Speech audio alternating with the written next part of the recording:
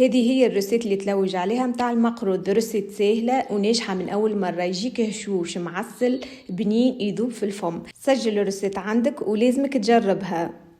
في شقالة كبيرة صبيت كيلة سميد متوسط، كيلة سميد أرطب، وكيلة غير ربع فرينة، مغرفة صغيرة ملح، مغرفة صغيرة كركم، نخلطوهم بالكدا مع بعضهم. وسخنت كيلة غير ربع زيت زيتونة يكون سخون ما يكونش يغلي، ونزيد مغرفة صغيرة سمن، إذا ما عندكمش ما تحطوش. خلط بمغرفة لوح المرة الأولى، ومن بعد بسستو بيديا بالكدا لين تغلف كعبة السميد. وباش تعرفي لي كمية الزيت سافا لازمك تكعبر السميد كي تحصل على الكعبورة معناها سافا. نغطيه ونخليه يرتاح على الأقل 6 سوايع. للفرس 400 جرام تمر رحيته، زدته مغرفة زبدة، مغرفة صغيرة عود قرنفل وشوش ورد، ونعجنة تمر بالكدا نشكلو دي بودان نغطيه بالبلاستيك ونخليه على جنب. وهذا السميد متاعي بعد ما ارتاح ليلة كاملة زدته مغرفة صغيرة خميرة حلويات، وباش نلمو بكيلة ماء بالزعفران. في المرحلة هذه ردوا بالكم تعجنوا العجينة، لازمكم تلموها لمين. لميت العجينة وغطيتها وبديت نشكل في كعبات المقروض. والعجينة نستعملوا كمية صغيرة، نعملوا بودان نحطوا فيه البودان متاع التمر، ونبقى نرولي فيه لين تحصل على السمك اللي حاجتي بيه. وبالقالب نشكل كعبة المقروض. هذا الشكل الأول، وهذا الشكل الثاني. لازمكم تستعملوا سكينة ماضية باش يتقص بالباهي.